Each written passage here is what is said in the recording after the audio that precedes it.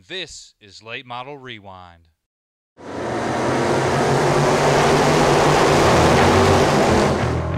Four wide salute to the fans. Stacey Holmes will take a look to the inside of Tommy Kerr.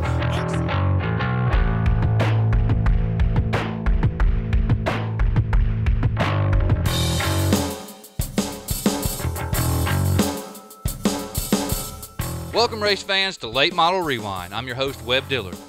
And to my left is probably the most enthusiastic race fan slash blogger and turned announcer, Late Model Mark. How are you, sir? I am fine, thank you very much, Webb, and I'm glad to be here. Late Model Rewind is going to focus on these cars that have no cure. They're a disease. They're very addicting. They're the finest race cars on dirt, the most competitive race cars on dirt, the dirt late models. We're going to show you events from the 2010 season to preview some of the biggest events in 2011. Like tonight, we're going to talk about the Ice Bowl from last year as a preview to the 2011 Ice Bowl. Mark, why don't you tell them about some of the races we're going to preview this year? Well, here in Late Model Rewind, we're going to show some of the races from the 2010 season, and we're going to preview some races of the 2011 season. We're going to have the Ice Bowl from Talladega Short Track in East Dubuque, Alabama, the Bama Bash from Green Valley Speedway. We're going to preview the World of Outlaws show at the baddest bull ring in the South, Columbus Motor Speedway. We'll also have some Southern All-Stars shows from various tracks in the South and a number of Lucas Oil Dirt Late Model Series shows from last year and preview some in the future. Should be a good lineup of races here on Late Model Rewind. Now, this is something you're going to be real happy about.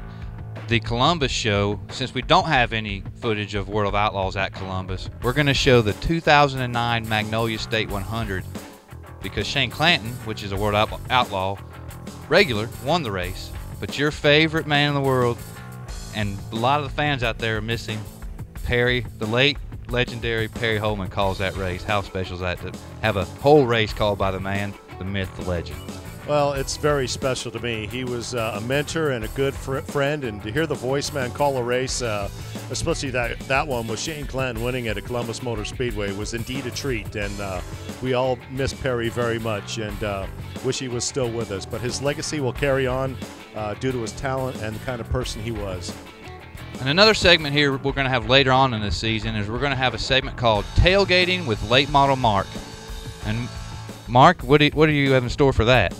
Well, we're going to be hitting the campgrounds and parking lots of the various racetracks that we go to and see what people are cooking on the grill and see what kind of stories they got to tell and see what kind of get-ups they're wearing. It should be very entertaining, so I would get your get-ups ready and your barbecue grills ready, and it'll be a lot of fun. We'll be doing some interviews and see what people like and dislike and what their favorite tracks and who their favorite races are.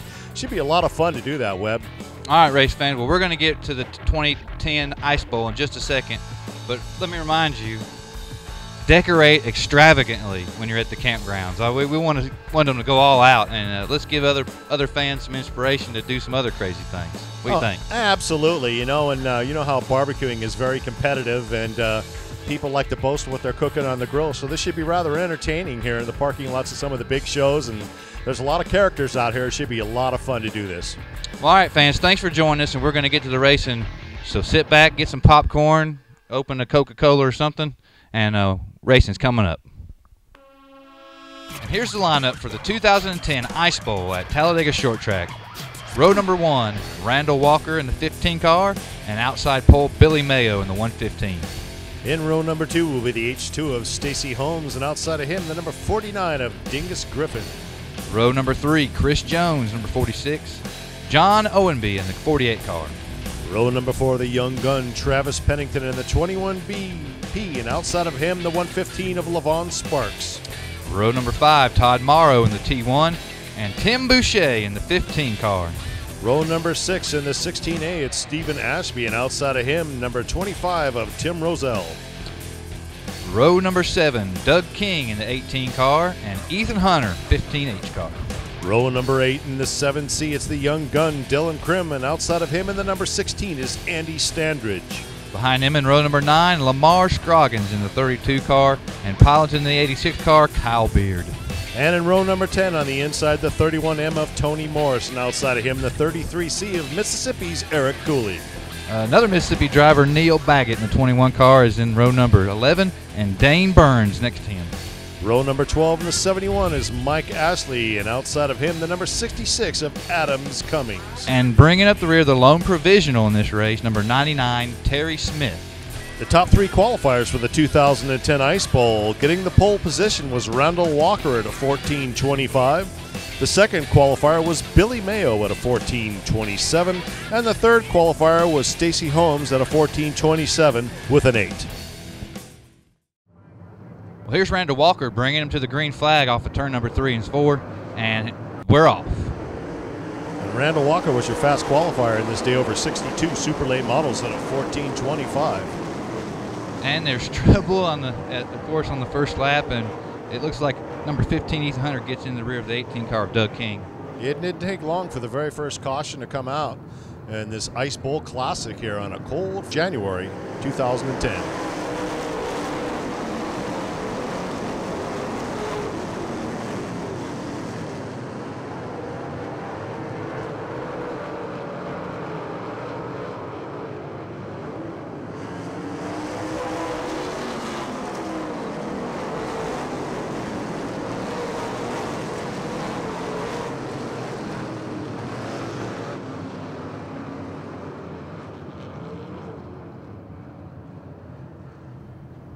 Yeah, looks like that's the 25 car of Tim Rozelle.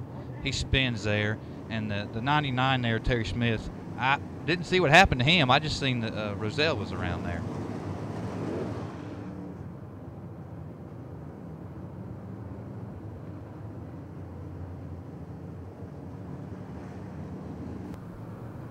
As you could tell by the daytime track conditions at the Talladega Short Track, it got black and hard. Earlier in the morning, the water truck froze up and they couldn't put any water on the track till it thawed out, so that hampered track preparation earlier in the morning.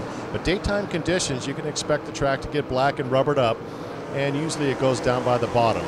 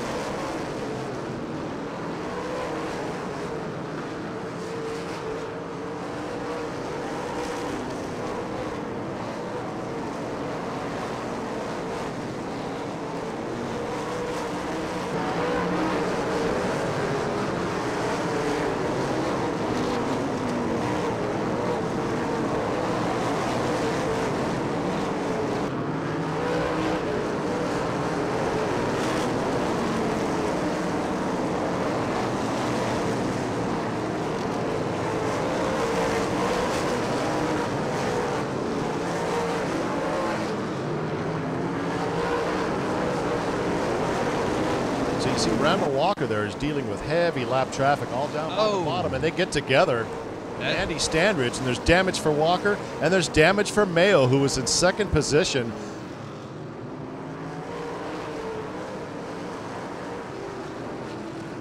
Just tell us about that deal out there. I guess early in the race you're just trying to hang with him. What happened?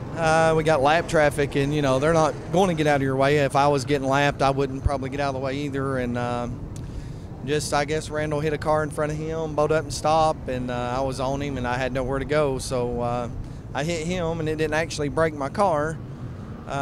If they would have pulled a little bit of sheet, could have pulled the flopper out from under, I could have continued, but I would have went to the rear, and you know, it pays $500 from 11th back anyway, so we just elected to come in. Yes, I mean, really tough break. I mean, everybody's trying to stay on the bottom. I mean, that kind of stuff's going to happen, I guess, huh? Yeah, it is. Congratulations. Randall Walker did win it. He's deserving, I mean, to win the race, and wish we could have at least got a top 5, or I feel like lap traffic we might have been able to win in the long run, but just part of racing. I mean, you had a great record here, top 4 3 different times. Kind of tough to drop out of one, huh? Yeah, this one killed me. But oh well, we'll come back and get them next year.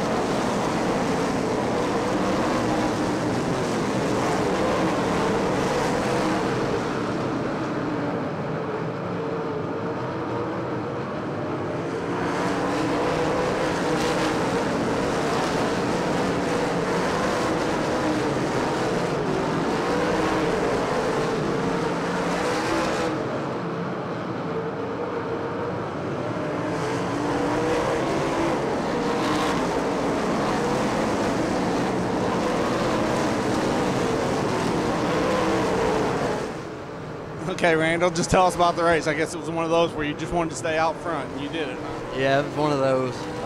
We got into lap traffic pretty heavy there, and it got sort of rough toward the middle of the race, but I ultimately hung on to it, I guess, so I guess everything worked out pretty good. Talk about the deal with Mayo and the 16 car when you kind of got bottled up there out of turn 2.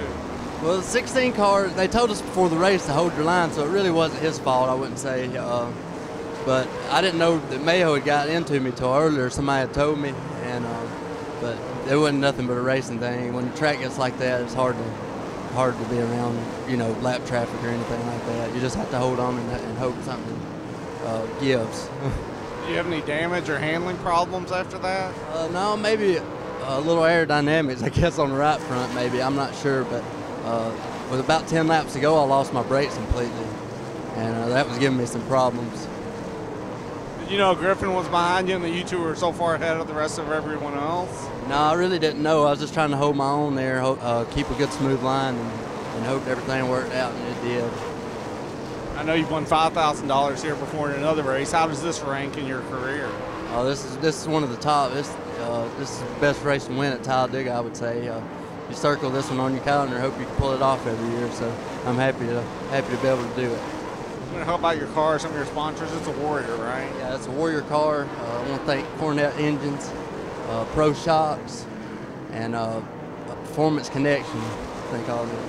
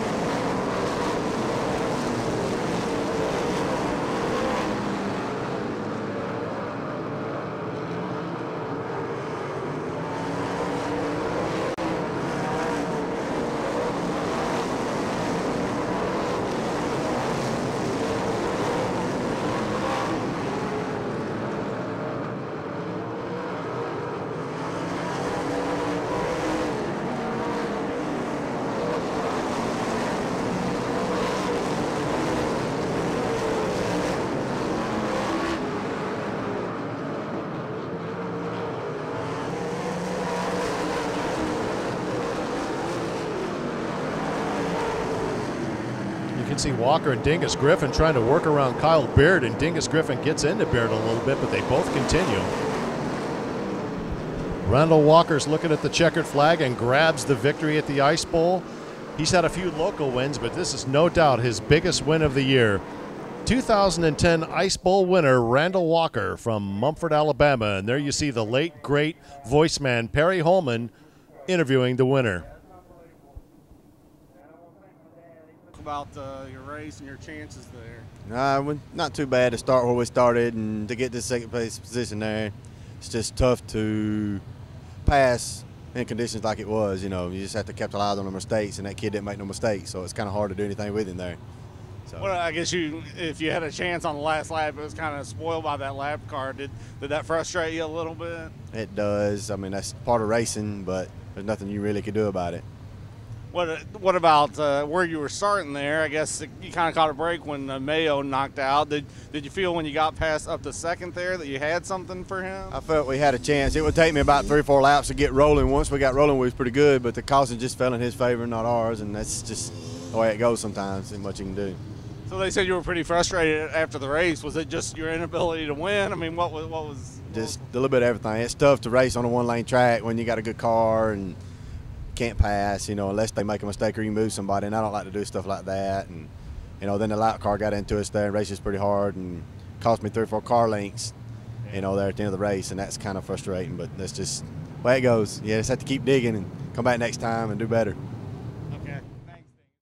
All right, race fans, we've come to the end of our first show, and we hope you enjoyed reviewing the 2010 Ice Bowl. Late Model Mark, any closing thoughts?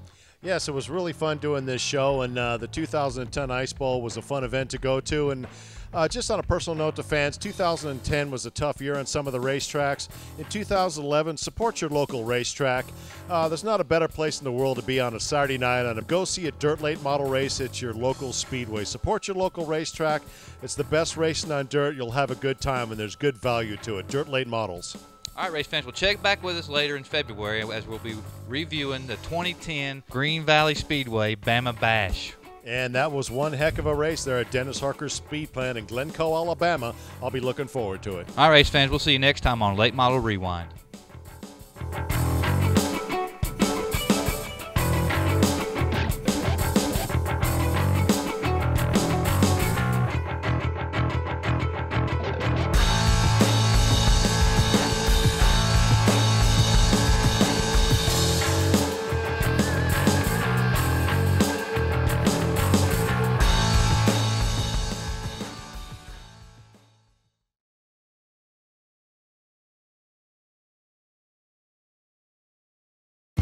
Here we go. All right, coming out of turn number 4, we're looking for green. Scott, 28 drivers getting ready to light the candles and get this party started. Here we go, big man. Let's get ready to watch this one.